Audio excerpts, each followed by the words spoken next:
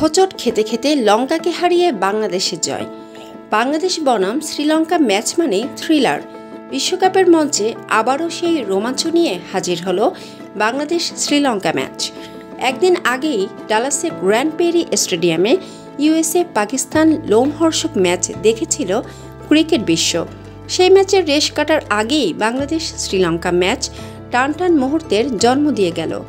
প্রথমে ব্যাট করে শ্রীলঙ্কা 9 উইকেটে 124-এর বেশি রান করতে পারেনি, হাতে 2 উইকেট নিয়ে।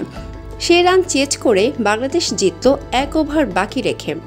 সামান্য টার্গেট চেজ করতে নেমে বাংলাদেশ পাওয়ার প্লের মধ্যেই 3 উইকেটের পতন। থুসারা, ধনঞ্জয় ডিসিলভা, হাসারাঙ্গারা 3 উইকেটে 28 করে বাংলাদেশকে ম্যাচ থেকে প্রায় ছিটকে দিয়েছিল। পরপর আউট হয়ে ফিরে গিয়েছিলেন তানজিদ হাসান, সৌম্য সরকার এবং ক্যাপ্টেন শান্ত। তবে বাংলাদেশের জয় আসে চতুর্থ উইকেটে লিটন দাস এবং তৌহিদ হৃদয়ের 63 রানের পার্টনারশিপে। সমালোচনার কেন্দ্রবিন্দুতে থাকা লিটন এদিন সতর্ক ভঙ্গিতে 38 বলে 36 করে যান। অন্য প্রান্তে অনেকটাই আগ্রাসী ব্যাটিং করেন তৌহিদ হৃদয়। 20 বলে 40 করলেন 200 স্ট্রাইক রেট সমেত। 4টে প্রকাণ্ড ছক্কা হাঁকালেন থিকসানাদের। তবে এর পরেই টুইস্ট।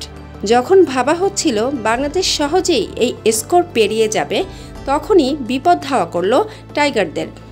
3 উইকেটে 90 থেকে হঠাৎ করেই 8 উইকেটে 113 হয়ে যায় বাংলাদেশ। এভাবে বুকে দীর্ঘশ্বাস এবং হোঁচট খেতে খেতে জয়লাভ করে টাইগার বাহিনী। কথায় আছে না, সাহসীদের ভাগ্য হাতে থাকে, এমনটাই হয়েছে বাংলাদেশের।